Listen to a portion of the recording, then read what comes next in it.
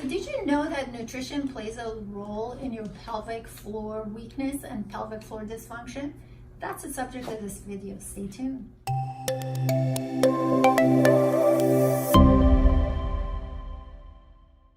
Stay tuned.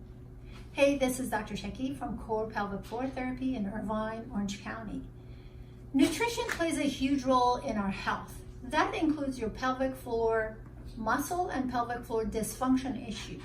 So for example, studies show that citrus, caffeinated drinks, carbonated drinks like diet sodas or sodas in general, artificial sweeteners, alcohol, spicy foods, these are all bladder irritants.